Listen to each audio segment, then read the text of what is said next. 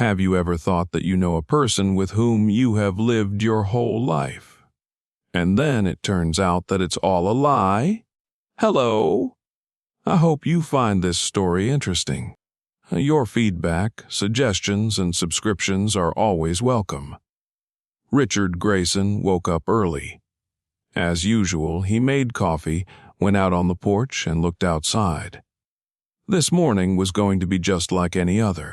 He was already imagining how in 3 months he and Margaret would sell the house and move to Florida, closer to the ocean, the warmth, and the carefree life. But something was wrong. When he walked into the house, Margaret was sitting in the kitchen, clutching a cup of coffee. Her face was tense and her eyes were wandering. "Is something wrong?" Richard asked, sitting down across from her. She waved her hand.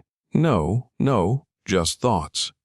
But Richard had seen her for over 40 years and knew when she was lying. But he decided not to push. After breakfast, he opened his laptop and logged into his bank account. Everything should have been finding their savings would allow them to retire in peace. But when he checked his account, his heart sank. A red message glowed on the screen. Your debt is $320,000, or the house will be sold in 2 weeks. Richard wiped his eyes. He couldn't believe it. There must be some mistake. "Margaret, do you know anything about this?" She didn't answer right away. Then she lowered her heading yes. The 2 words fell like stones. "What do you mean, yes?" His voice became hard. Margaret slowly raised her eyes and I took out loans. "When you what?" "When, over the years. I thought I could pay them back." Richard could not speak. He just looked at his wife, trying to understand what was happening. Is this a joke?" His voice trembled. Margaret shook her head. Richard stood up and walked around the room. His head was spinning. Why didn't you tell me? I was afraid." "Afraid of what? We're bankrupt now. We'll be thrown out on the street." She didn't say anything. Richard ran out of the house. He needed air. How could she? He looked at his house, cozy, well kept. It was where they had raised their children, where their lives had been spent, and now it would all be gone because of her lies. Richard felt a wave of anger rise in his chest. He turned to the house and asked loudly, "Where did all that money go, Margaret?" But she was silent, and then he realized that it was not just the debt. She was hiding something much worse. Have you ever woken up feeling like your life is a trap with no way out?" That's what I felt that day. Richard was awake most of the night. Margaret, too, lay still, her back turned to him. He knew she was awake. They both waited for the morning, as if they realized that the next day would bring only worse news. At 7 in the morning, Richard got up, made himself a strong cup of coffee, and sat down at the table. He needed to understand what was happening. He opened his laptop and logged into his bank account. His checking account, his retirement savings, his credit cards, everything was empty. Richard couldn't believe his eyes. Zero. There was nothing left, not a single cent. How was this possible? He had worked all his life, saved enough money to retire comfortably. And now he was broke. He jerked the laptop shut and went to the bedroom. "Wake up, Margaret! Let's talk now." She rose slowly, her face tired. "How much did you take?" His voice was shaking. I don't know exactly." "What do you mean?" "I don't know."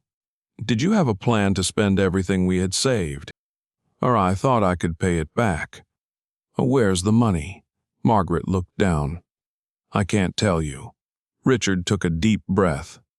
"All right, then. If you can't tell me the truth, I'll find it myself." He picked up the phone and dialed the bank's number. "Good morning. This is Richard Grayson. I need to talk to you about some loans that were made in my name." The woman on the other end of the line asked him to hold. A minute later, she answered, Mr. Grayson, you don't have any active loans. Richard froze. There must be some mistake. I have $320,000 in loans. No, Mr. Grayson. All the loans are in your wife's name. Richard hung up the phone. Is it true? He asked quietly. Margaret didn't answer. Is it just you? I didn't sign anything. She nodded silently. Richard sat down. I don't understand. How could the bank give you such a sum of money? Margaret raised her head sharply. Because I didn't take it right away. Richard ran his hands over his face. Has it been your whole life? How many years have you been doing this? Margaret looked down. Almost 10 years, and Richard almost dropped his cup. 10 years of lies. 10 years of debts he hadn't noticed. But the main question remained unanswered. What did she spend the money on? Richard sat at the kitchen table, staring at the wall. In front of him were bank statements, letters from debt collectors, and notices of late payments. His wife was silent. Where is the money, Margaret? He finally said. I told you. No, you didn't tell me. His voice was calm, but inside he was raging. Where is the $320,000? Margaret pressed her lips together. I can't tell you, Richard laughed. Bitterly, without joy. You can't. It's our money, Margaret. Our home, our old age, our lives. And you can't tell me. She stared at the table in silence. Richard stood up abruptly and went to the study. If she was silent, he would find the answers himself. He opened her desk drawer. Inside were documents, old bills, insurance policies. He started digging through the papers until he came across an envelope, a bank check. It was for $50,000. Richard looked at the date. Written 3 years ago. Paying an unknown person.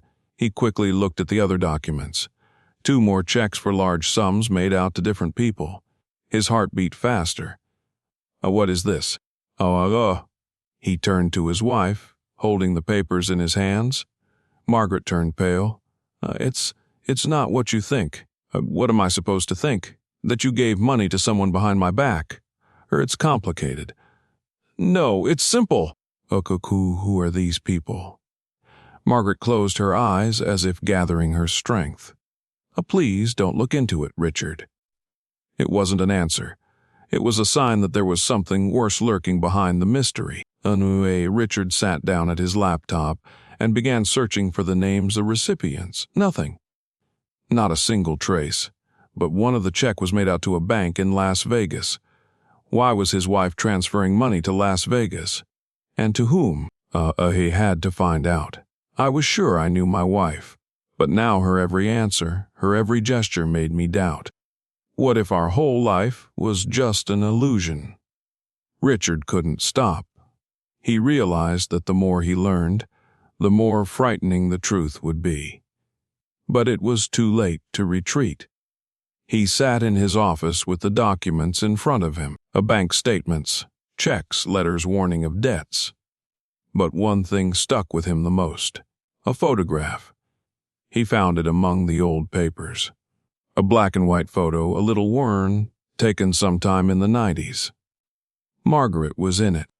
She was 20 years younger. She was standing next to a man Richard did not recognize. He turned the photo over. On the back, in neat handwriting, was written, Las Vegas, 1998. John and me. Richard stared at the words. John. Who the hell was John?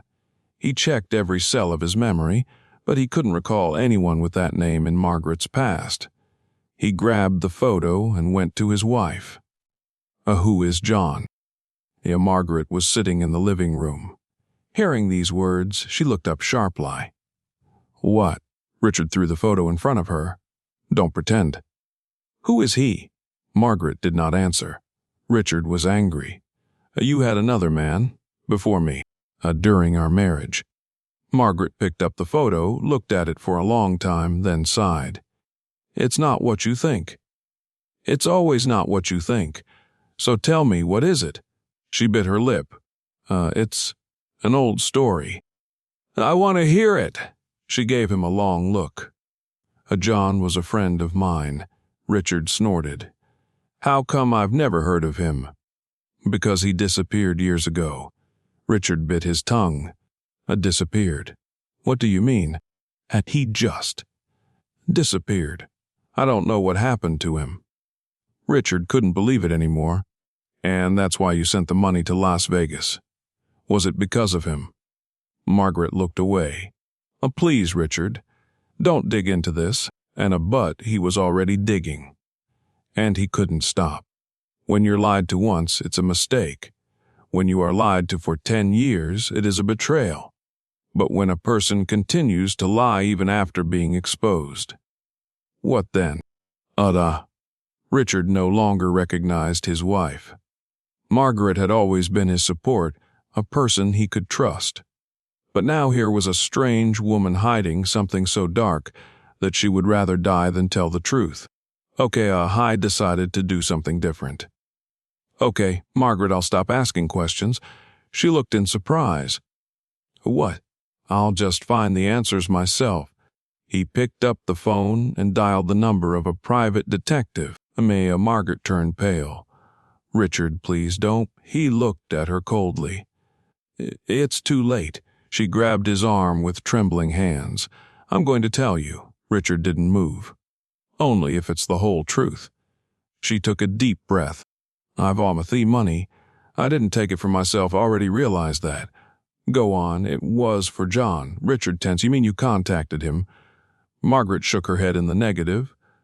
No. I've received letters. From whom? A kohuma from the people who were holding him. Richard felt a chill run down his spine. Held him. Margaret closed her eyes. John, he was in trouble. Debts. A lot of debt. Richard didn't say anything. Had taken money from people who didn't forgive, and they found him. And what happened? They demanded a ransom, or else. She didn't finish her sentence, but Richard understood.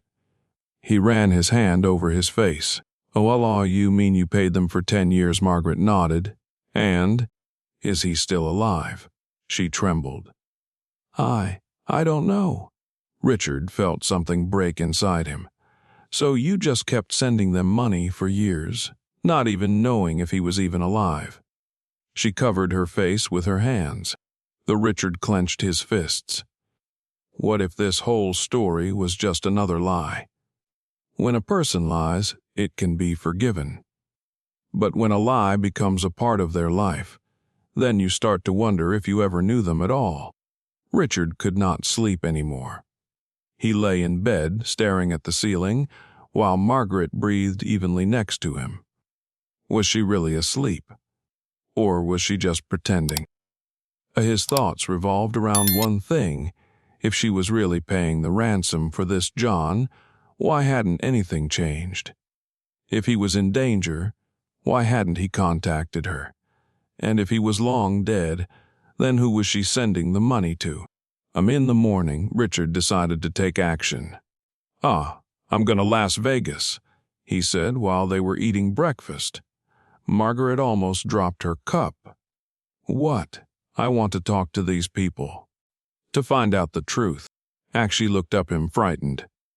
No, you can't. Why not? Because it's dangerous. Richard gave her a cold look. Dangerous. For whom? For me or for you? Margaret did not answer. Richard did not hesitate any longer. He packed his bags, bought a ticket, and got on a plane to Las Vegas the same day. He had never liked this city, too much noise, too many people wasting their lives. But now he didn't care. He found the bank where Margaret was sending the checks and showed the teller one of them. I need to know who this money was going to. The woman looked at him with suspicion. I'm sorry, but we can't disclose that information. Richard gritted his teeth. Please. It's important. She sighed, looked at the check, and typed something into the computer. The pay was George Fleming. It wasn't the name he'd expected to hear. Are you sure about this? Absolutely. Richard walked out of the bank with his mind racing. Margaret had said she was paying for John. But the money was going to George Fleming. Who's that? Was there a John at all? Or was she lying about everything? Though, at some point I realized that the deeper I dug, the less I knew the truth. Every answer gave rise to even more questions, but now I couldn't stop. Richard stood in front of the bank clutching a check with George Fleming's name on it. Margaret said she was saving John, but someone else was getting the money. Richard quickly pulled out his phone and opened his browser. He typed in a search. George Fleming, Las Vegas. The first link led to a news article. He clicked on it and started reading. Las Vegas police are investigating George Fleming, a fraudster suspected of numerous scams and extortion. Over the past 20 years, dozens of people have suffered from his schemes. Most often, he posed as an intermediary in cases of kidnapping or debt. The connection with organized crime has not been confirmed, but, there was no point in reading any further. Richard felt his chest go cold. Margaret wasn't saving John. She had been paying the con man for 10 years. He abruptly dialed her number. Hello? Came the trembling voice.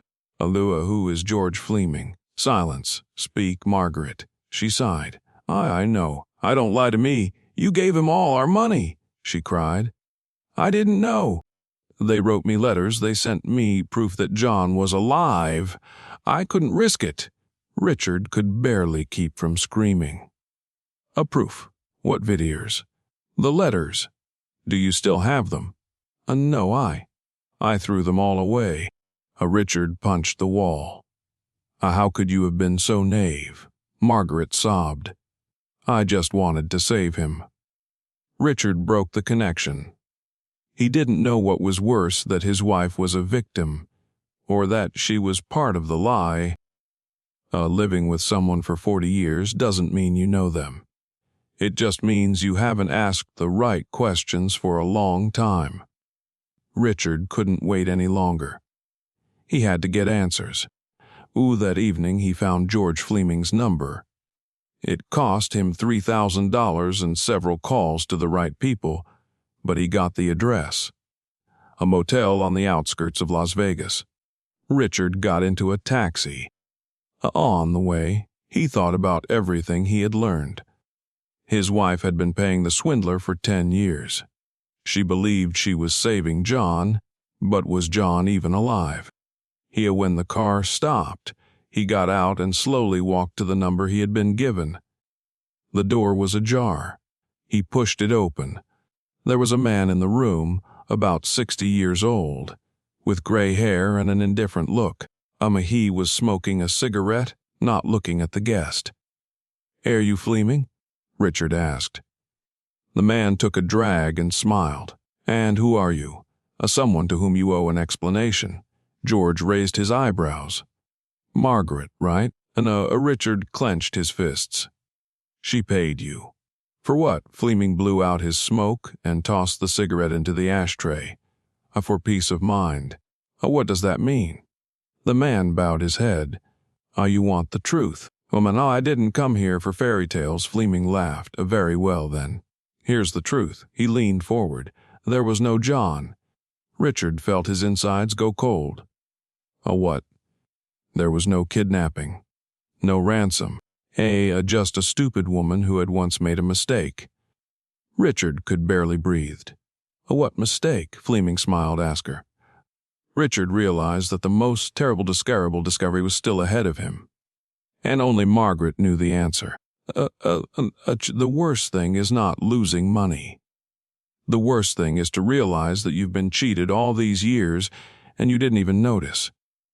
Richard returned home the next day. Though Head didn't sleep on the plane, replaying the conversation with Fleming in his head. There was no John. These words sounded like a broken record in his head. What did he mean by, "There was no John"? Margaret had been paying scammers for years. Did she really not know that she was being deceived? Or was she part of the game? He entered the house and saw her. She was sitting on the couch, hunched over, as if waiting for the verdict. "Oh, you knew," she whispered. Richard threw a ticket from Las Vegas on the table. "Why did you lie to me?" Margaret sobbed. "I thought I was protecting you, or protecting me." "From what?" She covered her face with her hands. A macarure from the past, Richard sat down across from her, feeling his whole body tense. Tell me," Margaret sighed. "John was real, but not in the way you think." Richard held his breath. "Who is he?" Margaret looked up at him with tearful eyes. "Accounta, my brother." Richard couldn't believe his ears. "Oh, what?" Margaret nodded. "He's been killed." Silence. "Oh, when? 20 years ago?" Richard jumped to his feet. "And you never told me." "I tried to forget." He couldn't believe it. "Oh, and all that money." Fluming knew the truth. He was blackmailing me. Richard gritted his teeth. "With what?" Margaret shivered. "He knows who killed my brother." Richard felt his world finally crumble. The story wasn't about debt. It wasn't about money. It was about death. And about the secret his wife had been hiding from him all his life. I started this journey to save my future. But it turned out that all this time I was living in someone else's past, which I didn't even know about. Richard stood on the threshold of his home. His home which no longer existed. The bank had put the property up for sale. In 2 weeks, someone else would live there. And him. He didn't even know where to go from here. Margaret sat on the stairs, not daring to look him in the eye. "I've lost everything," she whispered. Richard was silent for a long time. No, Margaret, it was I who lost everything." This house was once their world. It was where they raised their children. They celebrated Christmas here. It was where they made plans for the future. And now it was all shattered by a lie. Margaret started to cry again. "I just wanted to save him." Richard shook his head. "John has been dead for 20 years, and you lost our old age trying to bring back the past." She put her hands over her face. "I didn't know what to do." "You should have told me the truth." Richard looked at her. He could have left. He could have stayed. But what was keeping him here now? Everything he had built was gone. They were left without a home, without money, without faith in each other. Margaret looked up at him. What now?" Richard did not answer, because he didn't know. Is it possible to save what is already destroyed, or should he just walk away without looking back? Life is not only what you build, it is also what you lose. Have I forgiven Margaret? Have I found the answers? I don't know. But one thing is for sure, I know now that money is not the worst thing to lose. If this story made you think, subscribe to the channel. There are many more stories ahead that may be closer than you think.